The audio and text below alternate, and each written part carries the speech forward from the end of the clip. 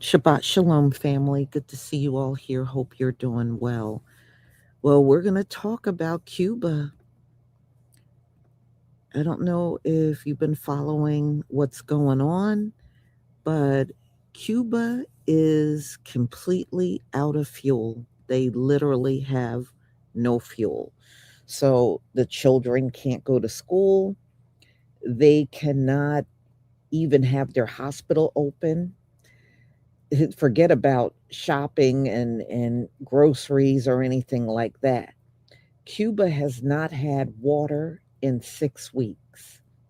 And on top of that, Donald Trump has been blocking anyone that's been making attempts to go in there with fuel. They have been blocked.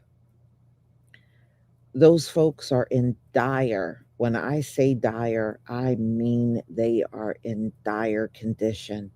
So right now, cars cannot getting any fuel at all. These people can't work. They can't do that. I mean, they are literally collapsed. So if nobody goes up, and because Donald Trump don't want no one to help them, he said it publicly a couple of times. He does not want anybody going in Cuba to help those people. Those folks are starving. And now, when I was looking at some reports, many of them are saying their food is rotted. They can't keep a refrigerator on. So the food is rotted, and many of them are just throwing the food they have on the streets because it's not edible. So it's bad. It's bad. So let me go ahead and share my screen so you can get up to date on what's going on. But I think what Donald Trump is doing is beyond evil. But then on the other hand, I don't expect anything different from him. Oh, y'all, and we'll talk about this tomorrow. He's back on that black job thing, because they were asking about black unemployment, which is extremely high in this country. I think it's at 7.6%. Well, anyway, Donald Trump said black jobs were doing well. Black jobs. Then he brought up manufacturing. So, in other words, black jobs are jobs that we labor in. We do labor. That's black jobs to Donald Trump. So, essentially, it's a white owned company with black men and women doing labor in. That's a black job to Donald Trump. So we'll get into that tomorrow. Maybe like around, I got it already set up for 1:45. But yeah, he's back to babbling about black jobs again. Unbelievable. All right, y'all. Thank you for the ones.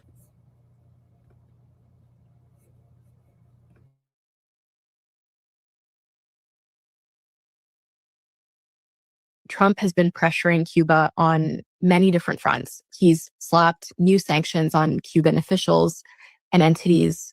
He's gone after Cuba's fuel supply. He's threatened tariffs on countries that sell oil to the island. And Cuba now says it's run out of diesel and fuel oil. What does it actually mean for people's daily lives?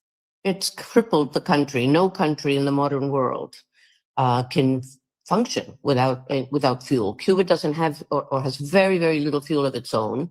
It's begun in the last year and a half to try to produce solar energy, but you can imagine how much that's a very small percentage. It means that there's practically no public transportation. People cannot get to work. They can't get to the hospital if they're sick. The nurses, the doctors can't get to the hospitals. When you get to the hospitals, there's no fuel in their power plants anymore. So you have to operate somebody in the dark, almost blind.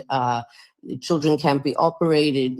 People who have to have dialysis can't get dialysis because the nurses and doctors have to pump the blood manually back into their bodies as they try to clean them. So people's lives are, of course, in danger. There's the distribution of food, which was always, barely people were barely getting by, and their access to food has now collapsed. You can't get the vegetables and the few things that are produced in the country to the markets because there's no transportation. They can't cut the sugar cane because there's no fuel for their tractors. You can just imagine a world where you're put on a planet where there's no fuel, and that's more or less what they had. We're seeing reports of people using charcoal on makeshift kitchens to cook meals in the streets, also sleeping on rooftops in order to deal with the impending summer happening on the Caribbean island. Now, the situation, though, which has been described as being the biggest humanitarian crisis that Cuba has dealt with in decades, set to get worse as two of the world's largest shipping companies, this is CMA, CGM, and Hapag-Lloyd, suspending all bookings to and from Cuba until further notice. They both cited a U.S. executive order that was issued on May 1st. Now, this order, very vague and broad terms here, describing sanctionable activity as any foreign person that operates in energy, defense, metals, mining, financial sector, also that provided financial, material, or tech support, or goods or services. I think it's that part right there, or goods or services in support of the government of Cuba or any of the sanctioned people there. Now, this could affect up to 60% of shipping traffic into and out of Cuba. This is, of course, already a country dealing with empty shelves, including grocery store shelves. Now, in 2024, the top imports into Cuba, well, first it was food, poultry meat, followed by beer, then cars, rice, telephones, and the top importers who may be affected, according to 2024 stats, were Spain at the top, followed by China, the United States, Brazil, and Italy. So this is very, very, very important. As of yesterday, Cuba is out of oil completely. 10 million people have no fuel for their car. Hospitals are in dire need. They have no power. Supposedly babies are like passing away, newborns. People are sleeping on the roofs of their homes because it's so hot inside. There's no way to get to work.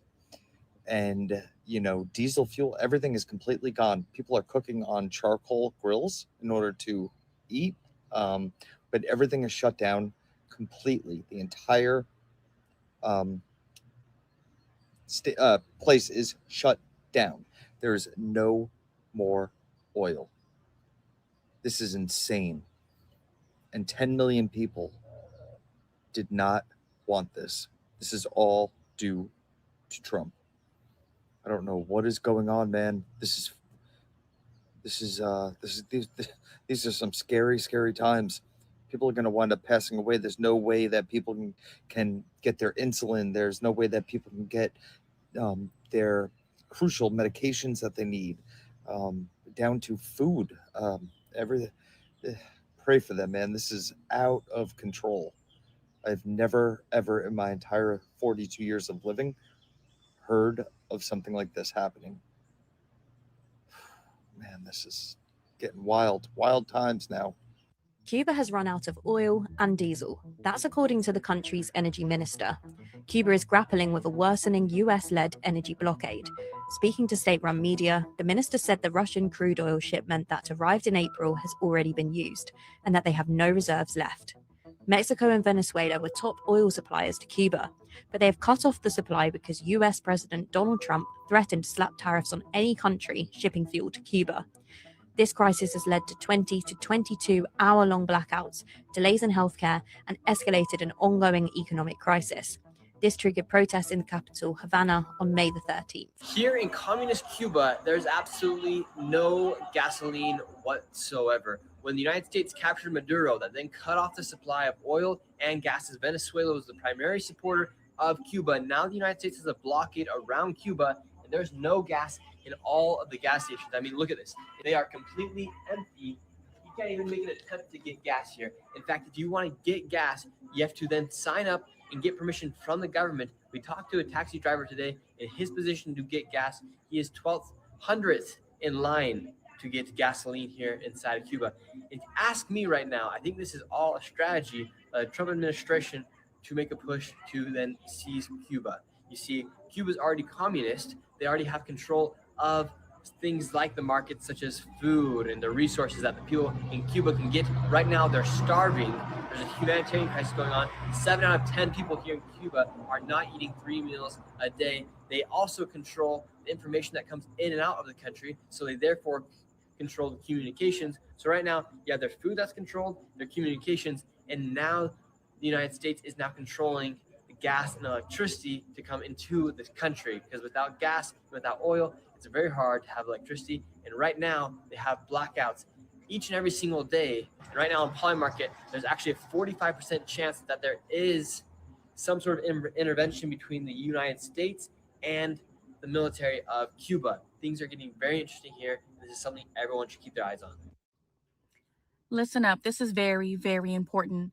Yesterday, Cuba reported it is now completely out of oil. It has no more oil. 10 million people can't go to work, school, pharmacies, hospitals. There's no fuel to cook food. Diabetics cannot get their insulin. Mothers can't reach delivery rooms. Ambulances cannot move. This is the result of a U.S. blockade that cut off every oil shipment to the island. 10 million people are paying for the price of a political standoff that they have no part in. There have been 22-hour blackouts. People are cooking with charcoal, sleeping on the rooftops to escape the heat. Delivery trucks have no diesel to run. Hospitals are being rationed with what little power remains. The babies are dying in Cuba. You have to call your reps. 202-224-3121. Call your representatives. Tell them Trump's blockade on Cuba is an act of war and it must end now. My name is Augusta Renee, and I hope you have the day you voted for. And if you didn't vote, you're going to have the day that somebody else did. Let's talk about Cuba, because have you seen what's happening there right now? It is collapsing, and that's because of a very deliberate policy by President Trump. It's got no energy, it's got no oil, it's got no money, it's got nothing. So what's he up to? And what do Cubans here in America make of a policy that's bringing their homeland to its knees? Cubans love Donald Trump. Cuba's not our enemy. So Tampa, Havana have had a long, long history. Ybor, a neighborhood of Tampa, but it's not the Florida you might imagine. The culture here is Latin, the industry cigars, and the roots mostly Cuban. Even the famous street birds are, they say, descendants of Cuban chickens. My name is Patrick Manteiga. The Manteiga family roots here are deep. Son, father, and grandfather before him. I'm the third generation publisher of La Gaceta newspaper. It was founded in 1922 by my grandfather, Victoriano, who immigrated to Tampa in 1913 from Cuba. I don't think a lot of people understand that the word Cuban-American has a lot of different meanings here in America. If you're a Cuban-American whose family came over before 1959, 1960, you love Kennedy, you're a Democrat. Fidel Castro is not your issue every day. If you're a Cuban who came over from 1959 to 1970, you're a Republican, you hate John F. Kennedy, and you're eaten up by revenge and anger on the Castro regime. If you are somebody who came in after that, you probably still have family there, and you're probably very concerned about how that family is doing there. Here's the divide. Marco Rubio, stop killing Cubans! This past week in Washington, Trump's Cuban-American Secretary of State heckled. Marco Rubio is murdering his own people. He's never been to Cuba. The administration's blockade policy to squeeze Cuba into submission or collapse, well, Marco Rubio is the architect behind that. I don't think there's any country in the world that could survive and have any prosperity under what the U.S. is currently doing to Cuba and has done to Cuba since the embargo was placed in the mid-60s. That decades-long embargo has shaped the history here. The cigar factories are in this town because of its proximity to Cuba. The workers are Cuban-American, but the tobacco no longer, not since the 1960s. There is little evidence that Donald Trump cares particularly about Cuba or Cubans, but to be the president who changed Cuba, well, that he likes the sound of. And the votes of those Cubans who live here, of course. Up the road at the wholesale fruit market, business seems good. And support for President Trump, well, we found that to be strong. Cubans love Donald Trump. You know, his policy is punishing everyone in Cuba. The people, I know people that don't care if they're gonna break free. They don't care. They don't care for the punishment. It's a price worth paying. Of course. So you'll vote for Trump? Yes, I did. And again? Yeah, I will. A mixture of hope then, with a sense that anything must be better than a status quo that's endured for so many decades. I have family in Cuba that have suffered greatly due to this dictatorship. Yeah. And just like Venezuela and all the people and citizens of Venezuela who have honestly had such a great outlook and positive view on what's happened, I think it's going to be the same thing for Cuba personally. Tampa's politics is fascinating because it's not quite the same as much of Florida. The vote is tighter here. Trump won in 2024 in Tampa, but in 2020, Biden won here. In 2016, Clinton won, against the grain of this Republican red state.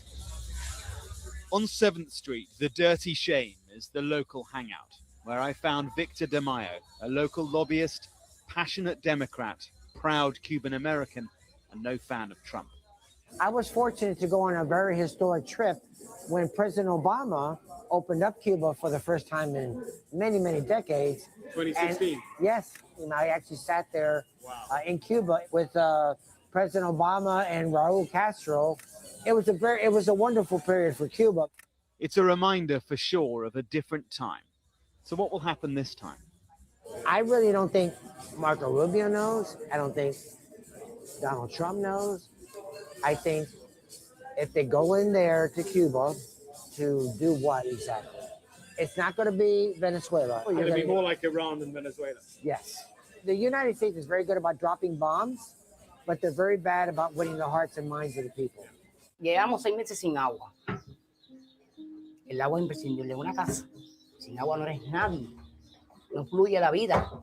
Ayer cumplimos 48 horas sin luz. Todo ahora mismo, todo, prácticamente todas estas cositas que tenemos aquí, todo es de la basura. Ahora mismo como está la cosa, la crisis, no va a parar el tránsito aquí, la gente viene mucho a comprar las cositas, incluso hasta el solvente, desde ese toque así lo dice, la gente va a querer un absorbente que uno se encontró, porque todos saben y están conscientes que es de la basura. No es que están ajenos o no saben nada, ellos están conscientes que nosotros los encontramos y los ponemos ahí para por lo menos pelear un poco y tratar de sacar algo. Nosotros los cubanos somos luchadores. Nosotros mismos transformamos las cosas. Con lo poco que tenemos, nosotros sobrevivimos. Y adelante. Es evidente que hay una política expresa de atemorización, de intimidación hacia la población cubana, de incertidumbre, de desasosiego, donde nos bloquean energéticamente, pero nos amenazan con que están pactando por un lado con los dirigentes cubanos, pero por el otro lado que van a agredir militarmente el país.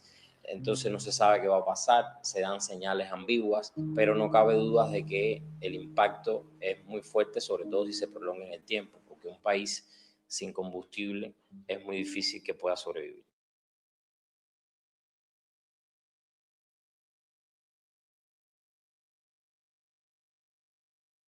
Okay, that older melanated woman with the gray hair, she was saying she hasn't had flowing water from her faucet in 6 weeks. So you got to look at no electricity, no water, no fuel. And yeah, these people are not going to make it. Many of them are probably already fled the island, because I heard that months ago that people were leaving in droves, and I don't blame them. And how do you survive under those conditions? And yeah, I mean, that's terrible. And Donald Trump, he don't care. He don't care. And I just look at this because, America, a lot of the gas stations are out of fuel. And I'm thinking to myself, if you don't care about all the suffering these people are doing, how is he going to care about the people here? And he's already showed us he don't care. He said he don't care about Americans' financial situation. He cares only about Iran being able to obtain nuclear weapons. So, as Americans have a hard time with gas prices and diesel running out on the West Coast, we got somebody that's just not going to care. He's not going to care. It's not quite as bad here as it is in Cuba, but it will get there. It will get there. And I think this place will explode. And Donald Trump, he's not going to be able to handle the people coming down on him because, it's coming. It's coming. So, y'all, I'm going to go ahead and conclude. Please let me know what you think, of course, in the comment section. And stay prayed up. This is all the more reason why we must stay prayed up and lean on our Heavenly Father, because tougher times are ahead for America. It's no doubt about it. It's unavoidable. So have a wonderful, wonderful evening and be on the lookout for my upcoming videos. Shabbat Shalom, family.